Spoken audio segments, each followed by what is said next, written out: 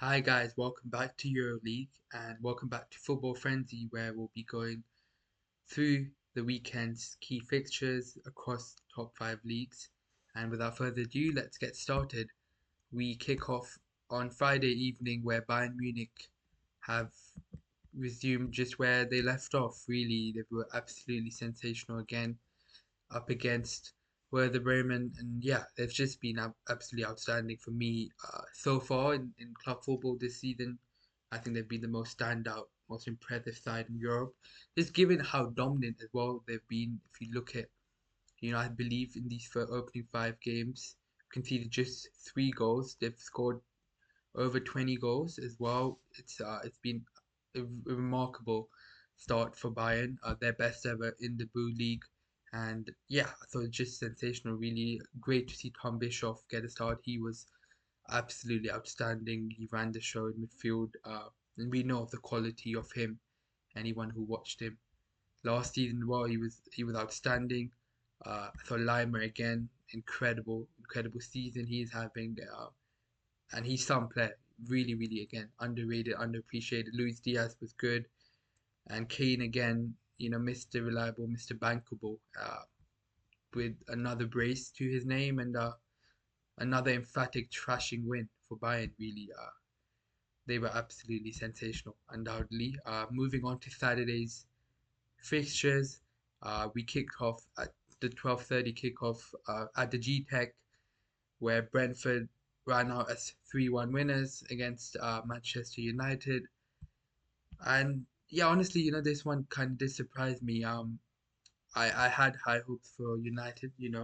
We know Brentford have been a good side. I think at home their record is formidable, especially against United. If we look at even the head-to-head, it's been really, really impressive, very strong for Brentford. Last time United won was back in 2022, and whilst they had that bit of history going for themselves, still Brentford aren't the greatest of teams. They've lost so much this summer. So I thought it was an opportunity there for United to get 3 points on the board.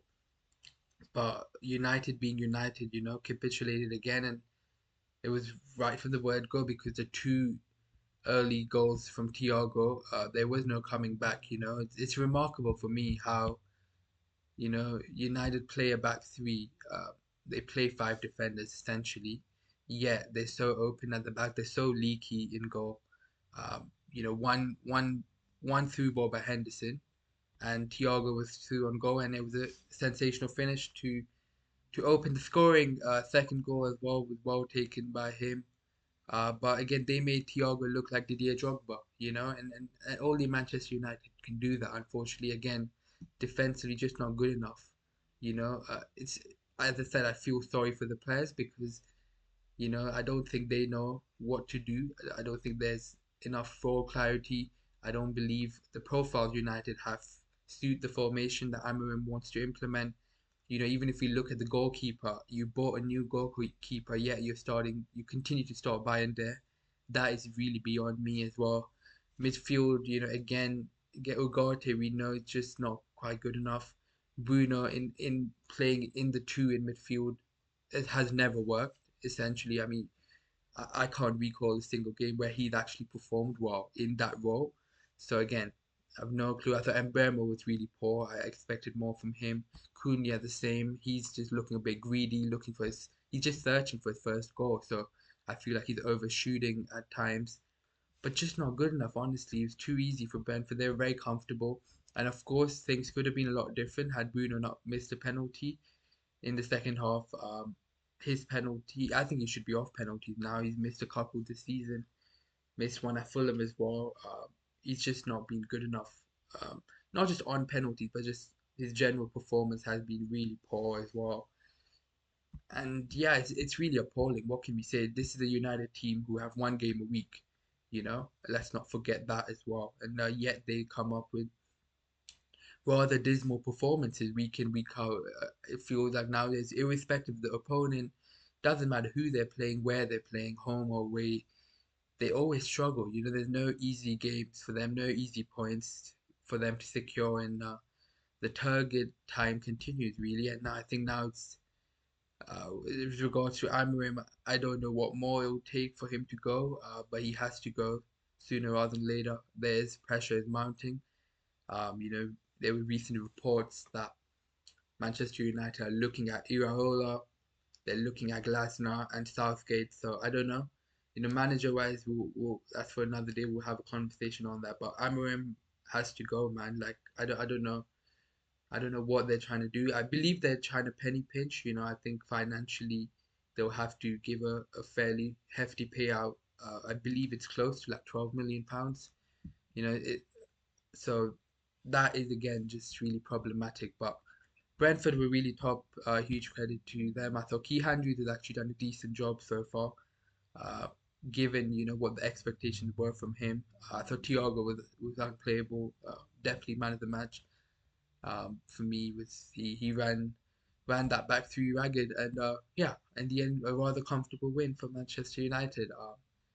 Moving on, it was a day of real upsets, you know, because you can say also a day where the big six really didn't have it going their way.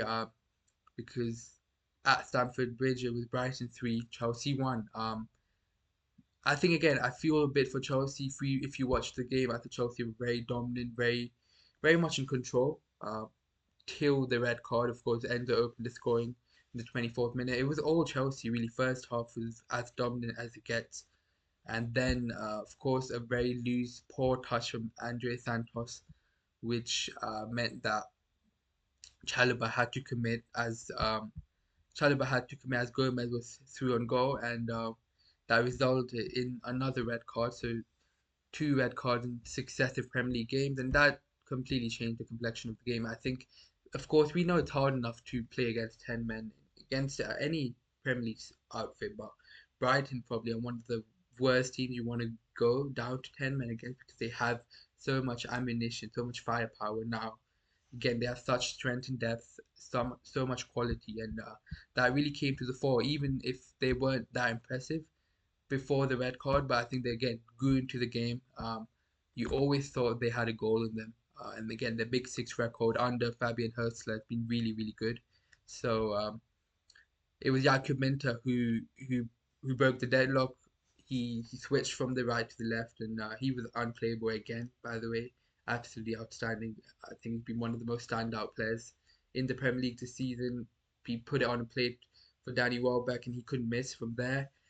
And then a late winner, courtesy Maxim de Koipa. Ayari as well, huge shout out to him. He had the pre-assist for de Koipa goal, wonderful deep cross into the box, and Vifia did the rest, and de Koipa couldn't miss from 2 yards out. And then Danny Welbeck again, courtesy Minter's pressing. They lose, Chelsea lose the ball. Gruda plays in Welbeck, and Welbeck finishes emphatically. And another top result for Brighton. Yeah, they're real thorn in the sides of Big Six, any top side really, and top half side as well. You can go to that extent.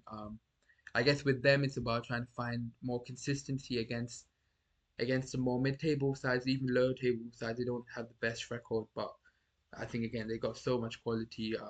Very good performance. Minter was unplayable again. Ayori was very good. I thought De Koipa was good. Van Hecke when Hacker was near back to his best. But for Chelsea, it's the same old issues, really. Also, I think one thing that has to be addressed is the João Pedro conundrum. He's never been a striker. Again, if you look at his time even at Brighton, as good as the player he is, he's not a striker. You know, he's a second striker, the 10. I think that's where he plays his best football. But I think Chelsea are asking for too much out of him. At 10, he's barely. I think I saw he's had like 4 shots in the last like 4 games. You know, which is just not good enough. Again, he struggled again, but that's because that's just not what he is. You know, he's not someone who's a proven goal scorer across his career, especially leading the line. It's a different ball game. So I feel like that's where Chelsea's still lacking.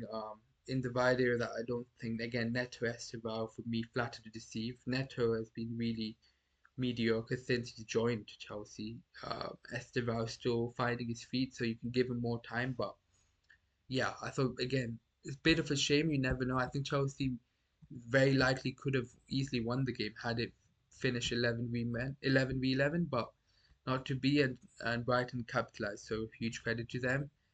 Moving on to Selhurst Park, where Liverpool's luck finally ran out, and Oliver Glasner yet again has his number over on a slot. It was a 2-1 win, a thoroughly deserved win for Palace. I mean, they were absolutely sensational. If you guys watched the game from the word get go, they were incredible. Um, on his slot, I don't know what he was doing. He played a box midfield against Glasner's back three. Against a 3-4-2-1.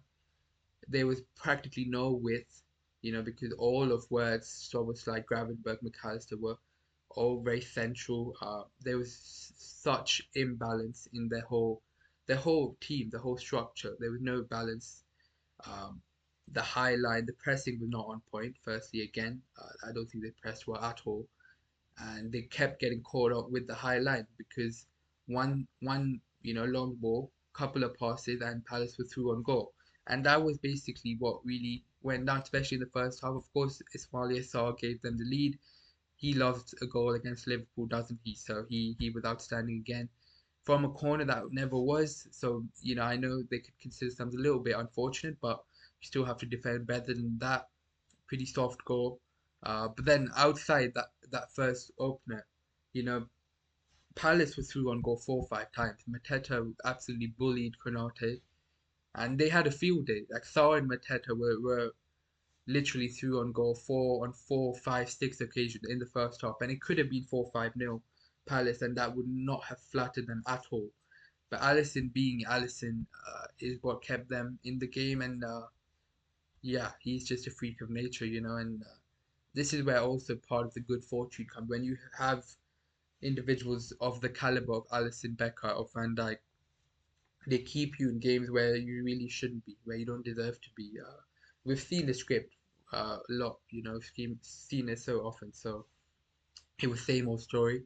Second half, I thought they were much better once Gakpo came on, and they were a little bit better. I thought they dominated possession. They kept hold of the ball a lot better, Liverpool. But still, Palace were fairly comfortable.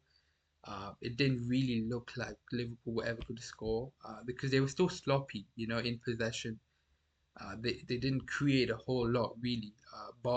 There's one big chance where Words really should have scored. Szoboszlai with a great left-footed cross, and but outside that, really not much to write home about. Florian Wirtz, by the way, 007 for him, he's had a tough start, undoubtedly still finding his feet. I think just intensity wise, he's struggling the most. I don't think anyone really doubts his talent, his ability. His quality is still there. You don't lose that, but he's struggling with the intensity side of things. It's just a totally different ball game to the Bundesliga, and he has to really man up. He has to be quicker in his actions.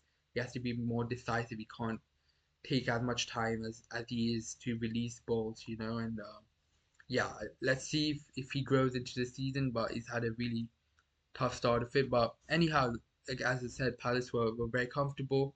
And then came the Chiesa goal that again should have never really stood. But I'm just not amused at this point. We know the assistance, the favoritism, dare I say, that PGMO and VAR have for Liverpool. They've gotten so many decisions go their way. You only have to look as far as the Newcastle game and what a farce that was, right? So again, this was no different. This is a goal where Salah literally had his hand up. He did a hand of God, really. I still don't have any clue as to how that was allowed, how that was given. It's beyond me, and it's gotten to a point where it's unacceptable. Thank God, fortunately, Palace got the late winner. But can you imagine if they didn't? Like, if it ended 1-1, it's an absolute disgrace. It's a farce because they don't deserve that point, and it's a goal that just cannot stand under any circumstance. It's really really appalling. Yeah, the officiating, the VAR in this country. I mean, they don't know how to go about it. So yeah. Anyhow, fortunately, Eddie and Nketiah made amends. He also missed a big chance. He missed a like a free header before even Chiesa scored to make it 2-0. but it was a smart finish to give Palace the win in the last kick of the game. And ironically, it was Mark Guehi, whose Liverpool move obviously collapsed on transfer deadline day with the assist. And yeah, Palace worthy winners. Huge credit again to Oliver Glasner. Again, the way he has Palace played is unbelievable. It's perfect. The player profiling is on point. Every player again. It's total opposite to Amorim and to Slot, because the players know their identity, they know their roles, and they're playing it to perfection. They're so comfortable, and I thought again, everyone, Adam Wharton, I thought was the best player on the pitch. I'm not sure why he got subbed off that early. That did kind of change the complexion of the game because Palace didn't have that control once he left, but he was unplayable. But everyone to a man, again, Henderson was outstanding, Afalakwa, Gray, Kamada. But this is the strength, of Palace. It's a real team unit. There's constantly every week you see six, seven, eight performers who've put in a real good shift, and that's what we saw. As for Liverpool, I want to talk about Arne Slot before I get into anyone because I'm glad, this was a much needed reality check for him because you know I'm of the firm opinion. I've held this opinion even last season. I was not impressed. I think last season Liverpool won the league by default almost, given the fact that the competition was so poor. Of course, still credit to him, but I think he kept things simple and he didn't tinker too much. It's a fairly settled unit, right? They didn't. They only had added Federico Chiesa last summer, but yeah, I thought Arne Slot this summer, was a real litmus test for him. If you look at it, £450 million spent, yet he has no identity. Yet he has no patterns of play. The players look lost. They don't know what to do. Salah is well off it. I don't know how you can spend £450 million and you can't coach an attack. Because essentially what Liverpool have done all season in every competition so far is just relied upon individual moments of brilliance that has constantly bailed them out so far. And because they have those world class game breakers in certain positions, that's really hit the cracks they've had this season. I think. But yeah, it was much needed result for them. He needs to really go back to the drawing room because I think they're big red flags, honestly, with him and the way Liverpool have played this season. Even you can look at the latter half, second half of last season. Since the turn of the since the turn of this year, they've not been all that good. They've really not. They've played so mediocre. They're second best in so many games, but again, just individual moments bailing them out constantly. But I've always felt that's not sustainable. I maintain that. I stick with that. So he has to fix things up because if he doesn't, I don't see any world in which Liverpool win the league or the Champions League, and that's something they should. The expectation should be that they compete for the major honors, given the financial outlay, that the club has invested in. So there is pressure on him, but let's see how he comes out of it. I have huge reservations. I've not been impressed tactically. I think he's adept. He's not shown anything, for me personally, to be wild. Even last season, if I look at it, there's very certain games, selective games where you can say that okay, Liverpool were dominant or Liverpool were better. But given the resources, to be relying upon individual moments, it's not good enough. So let's see how Liverpool fare this season. But Palace, again, huge credit to them. They were absolutely unplayable, and they also, as a result, now are in the top three. I believe they're second in the league. Sorry, they're third in the league. But again, unbeaten start. They're unbeaten in 18 games. Again, is some achievement, honestly, to do that as a Crystal Palace. Yeah, speaks volumes. Leeds Bournemouth was a really fun game. Good game. Leeds have been good at home, so good point for them. Moving on to the Etihad, where Manchester City 5, Burnley 1. I think the score does flatter Burnley. To be honest, I thought they gave a good game. It was 1-1 till the 68th minute. Really, I thought they set up well. We knew they were set up in the back five. They were fairly compact and comfortable. Of course, It was a Maxim Esteve own goal that gave City the lead, courtesy Jeremy Doku.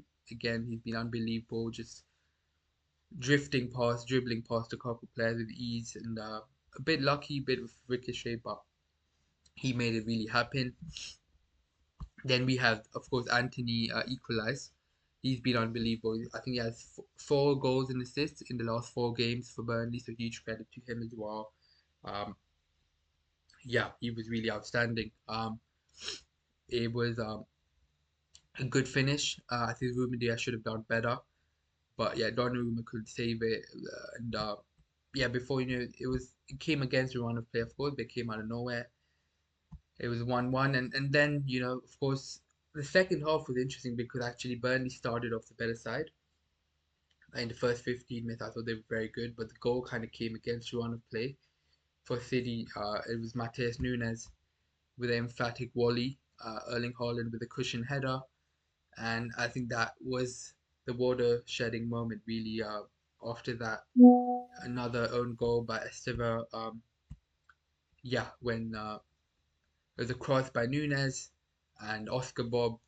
We seemed to have got a touch by Esteva's deflection, who he took it into the bottom corner, and there was no coming back really. And couple late flurry by Erling Haaland, doing Erling Haaland things really. Another brace from him out of nothing, out of nowhere. Even though he didn't really have a great game, he wasn't really involved in too much of the action, but that's how emphatic, that's how generational he is. He doesn't need a sniff, and he's still back too. So yeah, City were really good though. I thought again, just a very much a team performance. If you look at the statistics as well, very comfortable, very dominant. And you can say it's Burnley at home, and of course that should be the expectation, but you still have to put these games to bed. And we know the newly promoted sides how well they've fared so far this season, so there's no easy games. It's the same Burnley side that frustrated Liverpool, and that where Liverpool needed a penalty to win. So yeah, the same side City scored 5 points. So yeah, it's not easy. But as a City again, really good. Nunes, I thought was outstanding. Nico Gonzalez was extraordinary as well. It was good. Rodri got a rest. But yeah, I think he's growing into his own all the more. He's a top player, and no doubt he will have a big career. Nico O'Reilly again, I thought will stand out at left back. I think he's not had a bad game. He's not put a foot wrong at left back, so huge credit to him. Doku, again for me on form, he's been the best left winger in the world. He's certainly in the conversation. He's been that good. He's been that impactful, that influential. Decision making has just amplified and alleviated so many levels. It's been so refreshing, so wonderful to see. So he was good, and Holland, of course, doing Holland things. But yeah, with City, man, like honestly, I feel like it's funny because I just recently saw Gary Neville say in his podcast that he can only see Liverpool or Arsenal win the league, competing for the league. But I feel like again, right, Man City off at their own peril. They're despite the tough start and they haven't been perfect. They're just 5 points behind Liverpool ultimately, and that's not a lot. There's a lot of games to go, and they've had some tough games. They've had some tricky games. It's not an easy start by any means. They have a lot easier games coming up. I believe the next 6, 7 games are fairly favourable before they host Liverpool at Anfield. So they should really be looking good and looking for a win streak, really, if you look at these games. Uh, Again, you have Brentford away, you have Villa away, Bournemouth at home. They're not easy games per se, but you would expect that Man City will get over the line before they play Liverpool at home. So I think that's going to be really decisive. It's going to be very important that they can build up some form, build up some momentum. I think they'll do that. To be honest, I see them putting on some sort of a win streak before that game, and it'll set up the Liverpool game really well. Moving on, in the evening Premier League game was at the Tottenham Hotspur Stadium, and it was against their bogey team. Wolves have had Tottenham's number for a while now. I don't think they've won. Even at home, the last time Spurs won was back in 2021. Again, back when Nuno was still Wolves manager. So you can just imagine how long time that's been. Yeah, it's been tough. It's been tough for them against this side. But I feel for Wolves. Honestly, I thought they were the better team. Not good enough from Tottenham. I thought they were very stale. They had an opportunity to actually, had they have won, I think they would have been second in the league. But it was a really poor, performance. I thought Thomas Frank got the lineup wrong again. Much like the Bournemouth game, if you recall, where Bournemouth won with 1-0. I just don't think I don't see the need of playing both Bentancur and Palhinha against these low table Premier League sides. There's absolutely no need because creatively they suffer.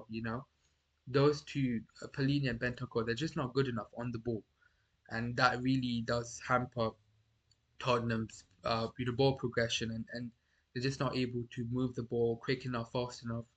Um, and again, whilst Palhinha scored the all important equalizer, um, is rather fortuitous, because they just didn't play well. It made no sense. I was very surprised that Saul didn't start. I think he should have started. Um, in these games, he has to start. I don't. So I think that's something that Thomas Frank has to better address. But yeah, Tottenham were pretty poor, honestly, all around the park. Not much to ride home with. I thought Wolves were the better team. I thought Bueno was really good. Kreshki has been really good. Midfield, I think they won the battle. Arias was very bright. And heartbreaking for Wolves to concede the last minute goal. They remain winless. They're on 1 point now, but yeah, unlucky for them. Tottenham have to get better, man. Honestly, they have to be winning these games again if they want to finish in the Champions League, have those aspirations. They have to do better. There's no denying it.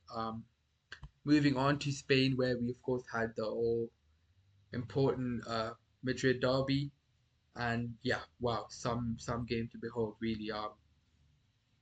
Atletico Madrid 5, Real Madrid 2, and I think again it was an absolute masterclass. I want to get out to the manager straight away because I thought Diego Simeone absolutely schooled Xabi Alonso. His 4-4-2 was extraordinary. They could not keep up Alonso and Real Madrid. They were played through comfortably. Koke and Barrios, I thought, were amongst two of the best players on the pitch. The way they pressed like dogs, really. And Madrid's midfield could not compete. That's one of the worst Real Madrid like midfield performance I've seen in a long time. Valverde was horrific. Bellingham was shocking, and Tchouaméni, all of them to a man were absolutely well below par. Were really poor on the night, and that's all down to the brilliance of Atletico Madrid. How well they pressed, how aggressive they were in duels, and they really bullied Real Madrid, man. Like it was really you can't even say the scoreline flatters them because it was all it was all Atletico Madrid. They were absolutely outstanding. Huge credit to them. They could have scored 4-5 in the first half itself. Of course, started off with a Lenormand header. Good cross from Simeone. We know his end product has still been questionable, but it was good cross on that occasion. Lenormand couldn't miss. Then, of course, actually, Real Madrid did counter punch against Joanna Play. Really, they scored the two goals out of nothing, out of nowhere. But that's the quality they have with Mbappe, with Goulet, and very decisive finishes by both of them. But even after those two goals, you always thought like Atletico Madrid have more than enough in the tank to come back because the game was very open and Madrid were really piling on the pressure. And of course, there was a handball goal by Longley, which is always going to be ruled out. But just before half time, Solos bullied Dean Huijsen in the air and scored a header to make it 2-2. Come the second half, Atletico Madrid got an early penalty. I do think it was fairly fortuitous. It was given for high foot, but yeah, I don't think it was really a penalty to be honest. But again, Alvarez still dispatched it. And then, of course, came I think the crowning moment of the game where Atletico well and truly put the game past and beyond Madrid with the all important free kick that Alvarez scored. He's just got everything. Honestly, his bag is so real. He's got absolutely there's nothing he can't do on the football pitch. But we'll get on to him very soon. And then Antoine Griezmann put up the finishing touches. Very very happy to see him score. Happy to see Alex Bayern back on the pitch as well after a brief timeline where he was injured. But Griezmann scored after 22 La Liga games. So it was a huge drought for him, and happy that he scored and he put the game to bed. So yeah, really, really good by Atletico Madrid. Um, and yeah, honestly, firstly on them very quickly, I thought Nico Gonzalez. I'm not, admittedly, not his biggest fan, but I thought he was outstanding. The way he pressed, the desire. He may be a limited footballer, but he gives it his all. His intensity wise, he was on it. He was outstanding. Simeone as well on the right flank was extraordinary. And in midfield, I thought these two were the best players on the pitch. Honestly, Koke Barrios ran the show. Uh, Valverde, Bellingham, Chouameni, they couldn't get near them, if we're being honest. Solos, of course, got his goal, but Alvarez, the main man, Atletico's best player. Yeah, he's just a class above everyone, really, and one of the best players in the world. Not just one of the best strikers. He's that good. Yeah, he was really outstanding again. Honestly, just so decisive. His end product, he's always been there, but it's still so impressive every time you see for it. He hit the woodwork as well. He could have scored a hat trick, really, but nah, he was extraordinary. But for Real Madrid, there's lots of question marks because this was the first side they played of substance. If you look at their fixtures, they had it easy. They had a very favorable start to the season, but the first time they're up against a challenging outfit, they folded essentially. Militao, Carvajal, Hoyston, they got bullied. Dean Hoyston had been outstanding so far, but he got absolutely bullied by Solos. Right, Carreras, I think he's been one of the best left backs, one of the best defenders in the world this season. Again, these two guys had their worst game in the Real Madrid shirt, which led to the result being what it was. But that's again huge credit to Simeone, to Barrios, to how physically imposing Solos and Alvarez were. To be as to run them ragged as easy as they made it look. Simeone, I think, Carreras did not win a single duel. It was all Simeone. He got the better of him. Midfield wise as well, it was the same old. Really, like there were so many issues. It's so disjointed, discombobulated. Like with Valverde, like I'm just not a fan of him. I just don't think he's a midfielder. I think he's a fullback. He needs to get back to doing right back shifts because Carvajal is injured again, so he'll be out for 4 or 5 weeks. I think he has to. But even post like Carvajal and Trent coming back, like he has to play that because he's just not good enough on the ball. Forget like Real Madrid level, right? Like he can't play on the ball. He can't play with the ball, and if you can't do that at Real Madrid, which is the elite level, like I don't know, where you're gonna do it. So I think that is something that has to be addressed. Bellingham, I was really surprised he started because he played only half an hour like combined. He played 30 minutes in the last couple games off the bench. So I don't think he was fully fit. And he was very poor. So I don't know how he lost 70 minutes. I thought the Goulet substitution was very bizarre and it didn't end well because he looked bright. He was having one of his better games. To sub him off before Bellingham made no sense. Um, and yeah, Madrid had no control. I thought again, Vinicius and Mbappe, whilst they had a goal and assist respectively, again, just the fact they don't press again. It's like Madrid are playing with 9 men. It is a fact whether people like it or not. And again, it's a huge burden for that midfield. You can't against better sides. You can't be playing against 9 men. You just can't. But yeah, huge question marks. There's huge pressure on Xabi Alonso. Of course, we know how the pressure the media in Madrid and especially losing in this fashion, emphatically 5-2. Um, yeah, it's not a normality. So they have a lot of work still to be done. So let's see how they bounce back. Moving on to Serie A, we had Juventus, we Atalanta, and this was yeah, a stalemate, 1-1. I think it's a missed opportunity though. I really do for Juventus. I thought they were the better team first half. Uh, they should have um, they should have scored. I don't know how they didn't score. Um, so that was a missed opportunity. And against the run of play was Sulemana who opened the scoring for Atalanta. And once they had the goal, they had some cushion, you know. And second half as well, I thought Juventus very comfortable, very dominant, but they didn't make the most of it. Again, 24 shots, but only the two big chances. It's not like Hanasteshki was having a blinder. He had a good game as always, but he didn't do anything special. Of course, then Juve got a lucky break when Cabal scored a rare mistake by Kosunu. Yeah, poor from him. It gave Cabal a chance to poke it home.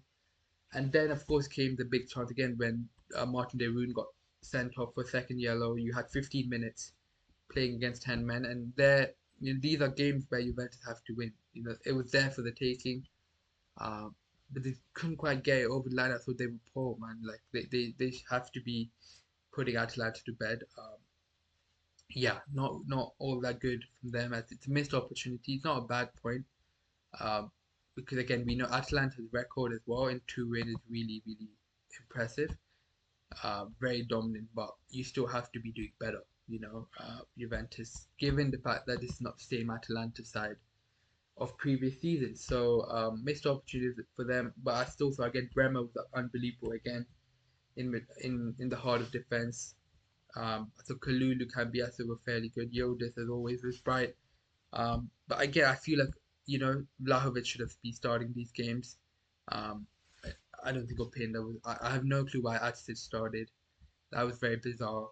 And Zalgova was really impressive as well. He's a real talent, and he's still getting back to full fitness after a long layoff. But I think once he's back in the team, I think he will make a big difference. Well, for Atalanta, the Kristovic was decent. He should have scored. To be fair, he had a big chance in the first half. But he's been doing well. Suleiman got an all important goal. Ahanov was really good as well.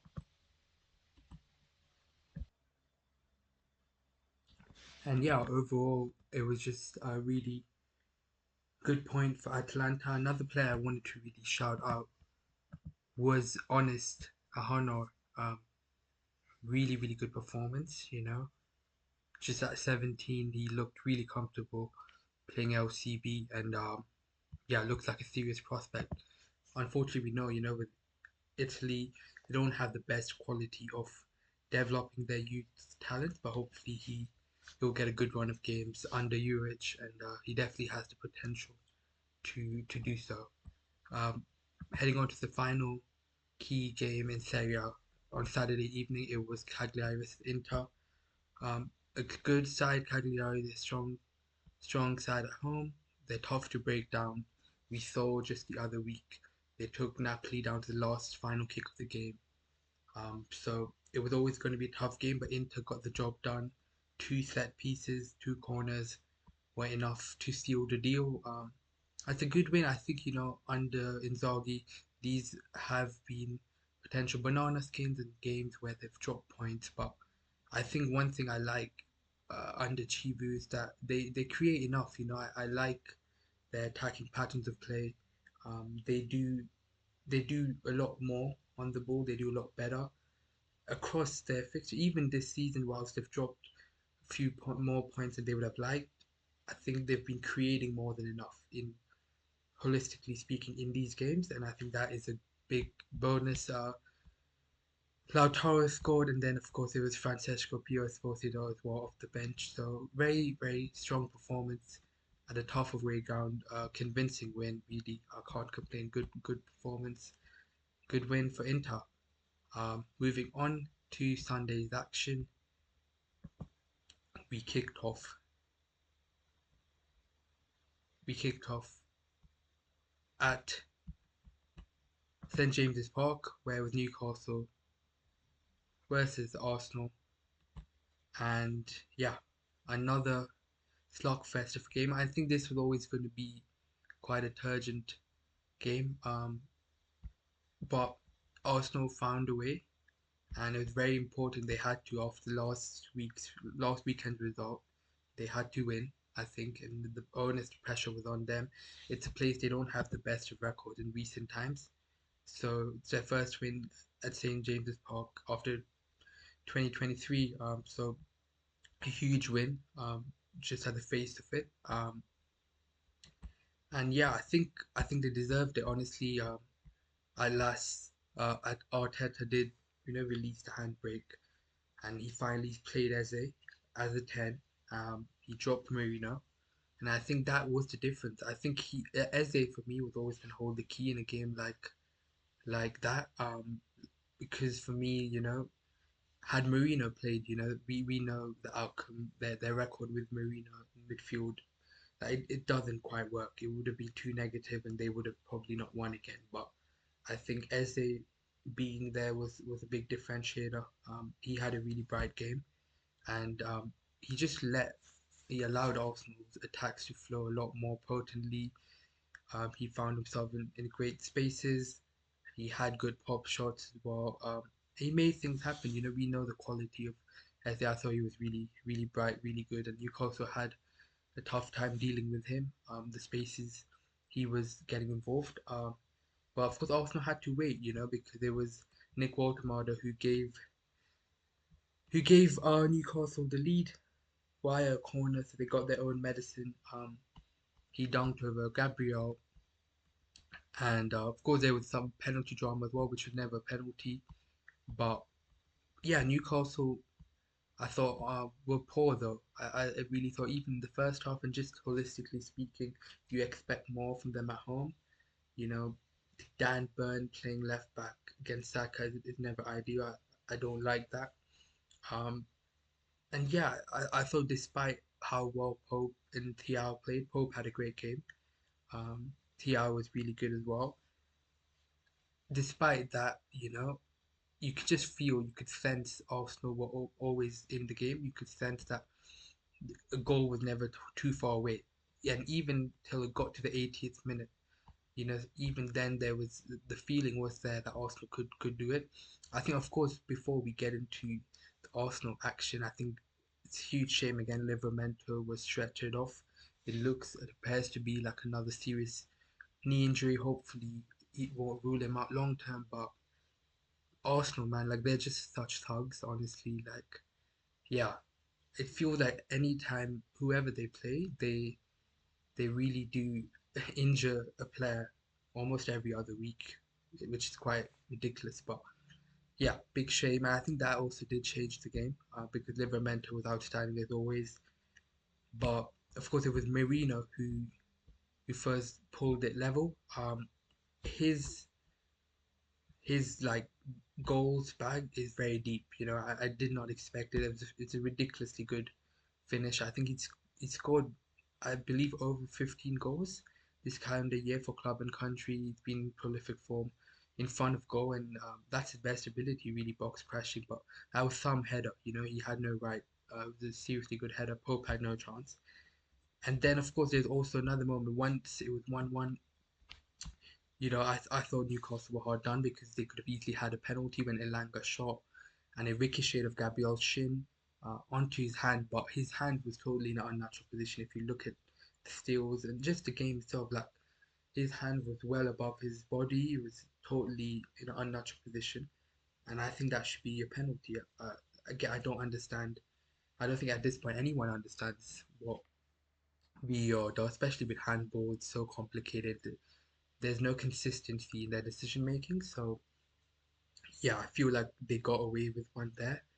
And then pressure was mounting. But the goal again came in rather soft circumstances for Newcastle. Like again, Pope tried to set Elanga through with a really poor kick. He invited the pressure right back to Newcastle. They got another corner, Arsenal, and Lord behold, it was yet another time. I mean, I've lost track on how many times Saliba and just Arsenal in general have fouled the goalkeeper.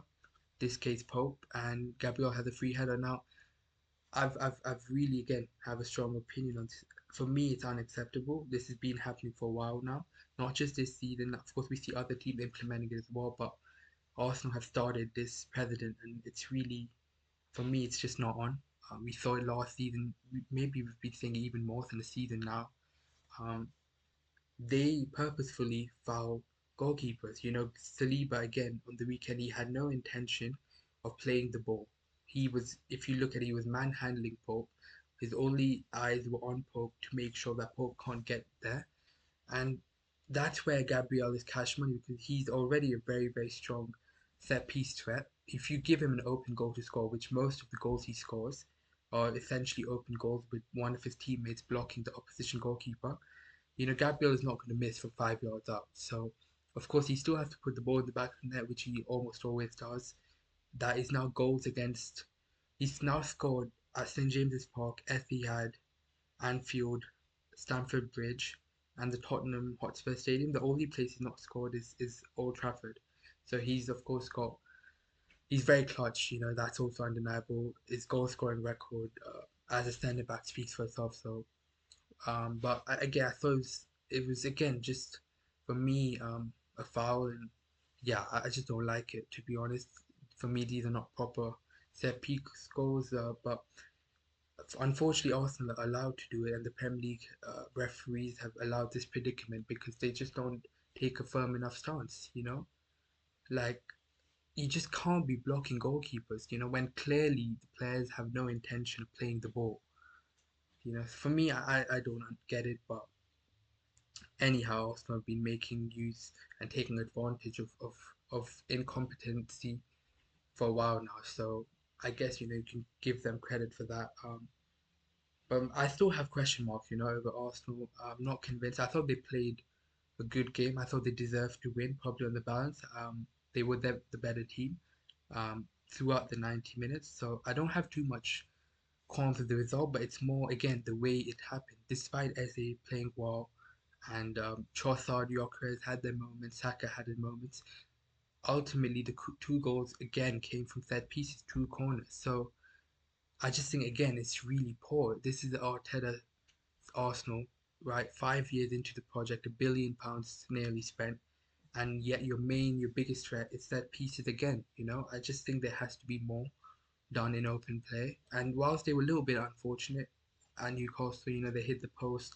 Pope had a great game, of course, so they could have easily scored another day in open goal as well, in open play. But still, I need to see more because again, I don't think it's sustainable just scoring off set pieces. Some sides will deal with it better than others. Like we saw last weekend, I thought City did a good job. So, you can't always score via that route as effective and as efficient as it's always proved to be. So those question marks still remain. Also, again, I'm not convinced by Gyökeres again. Um, I see the timeline. I see, people have mixed opinions, but for me, for 70 million-pound striker, again, he's just not doing enough. I saw on the weekend he's getting praised for hustling and bustling, and he played maybe marginally better than what he has done so far in other games, but he has to do more as well. So he got bullied again, he got locked up, and they need more from him. But I don't have high hopes. I don't think you're going to get a lot more out of him, especially in these sort of games, tough away ground, tough against a competent centre back pairing. So let's see. But it's again, regardless of how they play, again in the context of the league, it's huge, 3 huge points, which puts Arsenal just 2 points behind Liverpool, and they've had the hardest opening 6 games that we can't deny. They've already played away at Liverpool, away at Newcastle, home, Man City. So they've had a lot of tough games. But to be fair, if we're being fair with Arsenal, like they've always had a good record against the bigger sides, anyways. Not just the top six, but even the top half, like they've had a pretty good record. It's the more of the mid-table, lower-table sides where sometimes they fumble. Your likes West Ham, Fulham, they've had a bit dodgy results every now and then. Bournemouth last season as well. So that's where we have to wait and see. But yeah, huge points in the context of the title race. Even if it's early season, yeah, it's undeniable that those 3 points could make a big difference come the end of the day. Moving on to La Liga in Spain, we had Barca versus Real Sociedad, and Barca, doing Barca things again. I thought just just the firepower, the ammunition they have is just on another level. So Sociedad actually played fairly well. They were an active threat throughout the game. They scored the opener, of course. It was the former Real Madrid man Odriozola with the goal, but again, you just always knew Barca was going to have enough. They had a quite a rotated side, so at first there were maybe potential doubts how they can overtake the lead, but yeah, I think again when you have such star quality on the pitch, again Pedri was unplayable. I thought I'm running out of adjectives on his technical ability, his proficiency, everything. He's just running each and every game really for Barca. He's that good.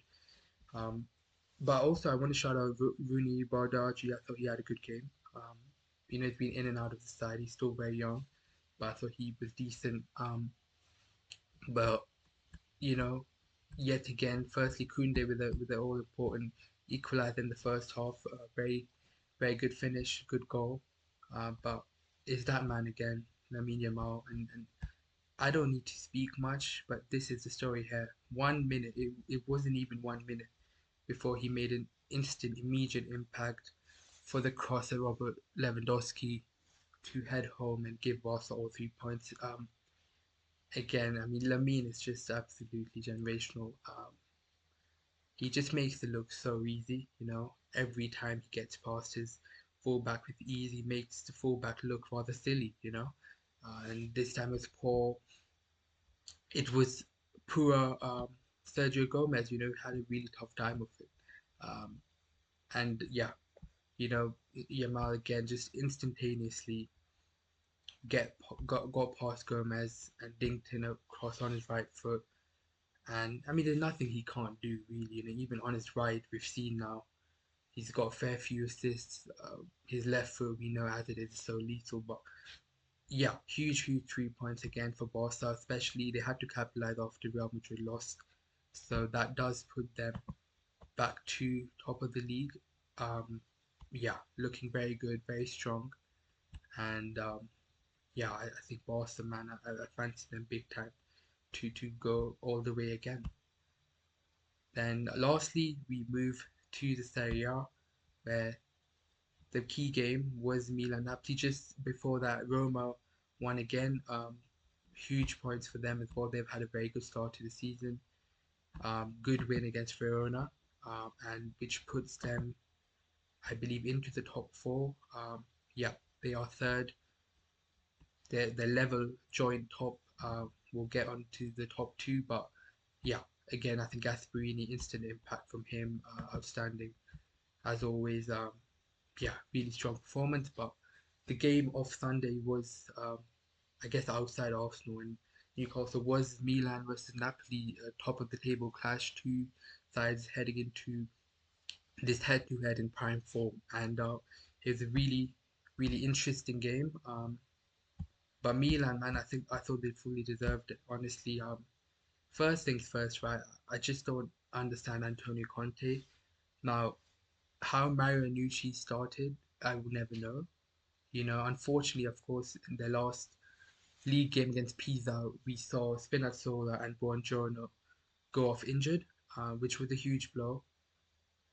But again, it begs the question, why did they both play? Especially because both of them are injury prone, and Pisa at home is the exact sort of game where you should rotate, where you should make use of the squad depth, and that is a game where Marinucci should be playing.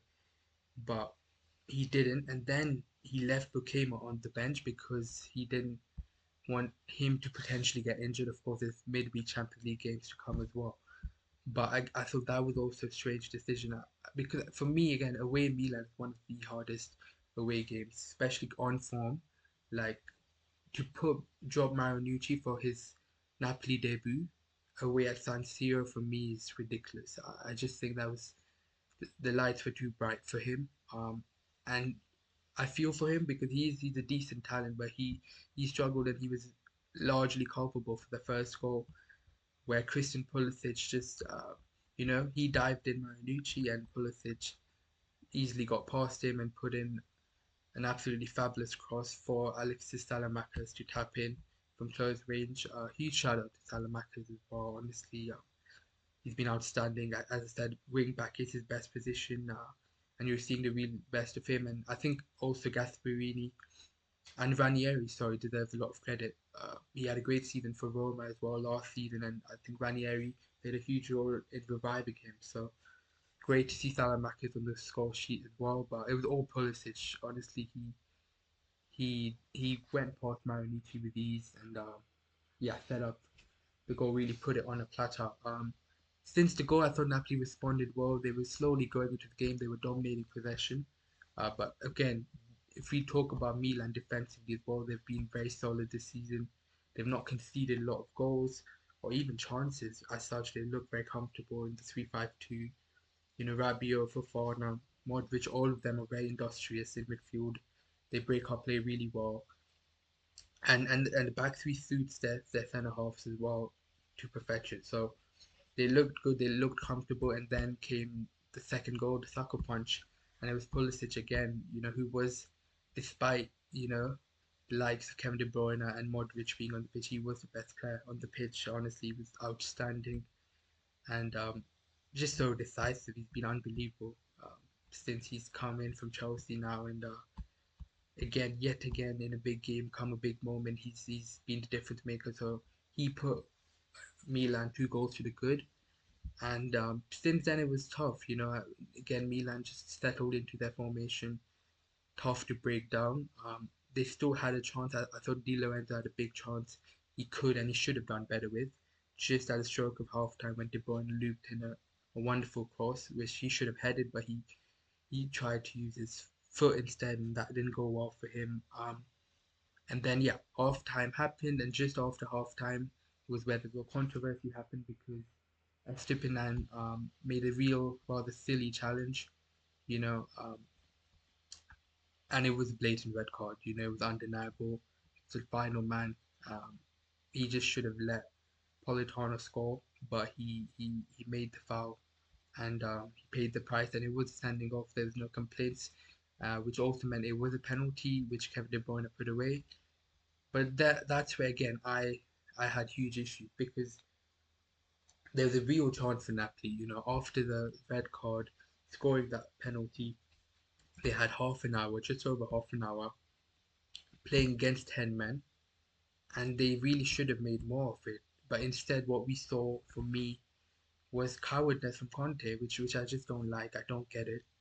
You're playing against 10 men, yet he proceeded to take off your chief, your prime creator, one of the best creators in world football, in Kevin De Bruyne. And yes, it's not like he was having a monster game, right? But if you're playing up against 10 men, you know, I wouldn't want anyone on the pitch than Kevin De Bruyne. And I know they have, of course, midweek Champions League to come, but it was a no-brainer. Honestly, he had to stay on the pitch till the end. He was looking dangerous, and his crosses for Luca could have been a huge factor. You know, could have brought Napoli back into it. But his subs, not just the De Bruyne one, they're all like for like changes. I had no idea how and why he did not change the back four. Especially, you didn't need the whole back four against Milan, like because Milan, of course, made the defensive changes. There was really just Rafael Leao as the most further forward outlet. So they did not need the whole back line or what, 2 centre backs. They did not need that. But for me, it was cowardly from Conte. It was negative substitutions really, which made no sense given the game. Again, if it was 11v11, I still hear it, but it's inexcusable when you're playing against 10 men. You have a real chance of not only just drawing the game, they could have even won it. You know, it's a huge advantage, but they really did not make the most of it. I thought negative substitutions throughout. If we look at it here, and they got what they deserved. I thought Milan defended really well.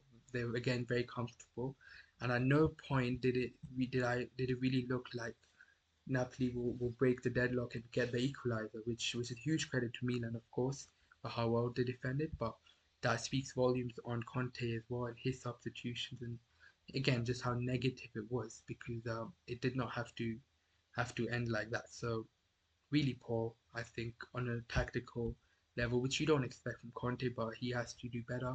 I also feel like, again, even just away from this game, I think they have a problem, with Kevin De Bruyne and McTominay because McTominay was their best player last season. He's a key part of that project. But I just don't think this four-man midfield is working. I don't really like it, especially when you have guys like David Neres and Noah Lang in your bench on your bench as options. For me, they should be playing a 4-3-3. They should be playing those guys. I don't know why Politano starts every week. I think that's also very excessive. We know again defensively contributes a lot, but for me, it's kind of negative again. But I just don't. Right now, the full midfield is not working.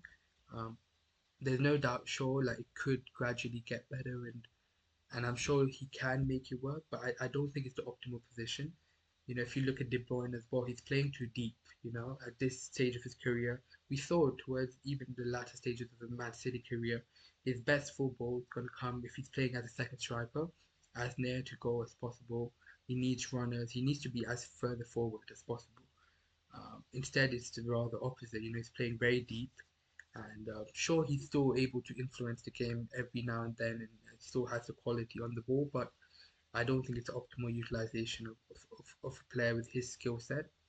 And McTominay is also again big time suffering because of this four-man midfield. So I think he needs to tinker that.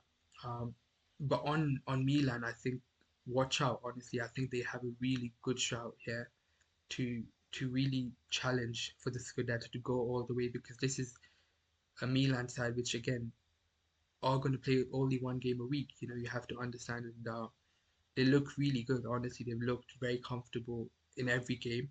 I knew they wouldn't lose this one either, but again, to get all 3 points is invaluable. Um, and they just look really solid across all phases. To be honest, they've been very strong. They don't really look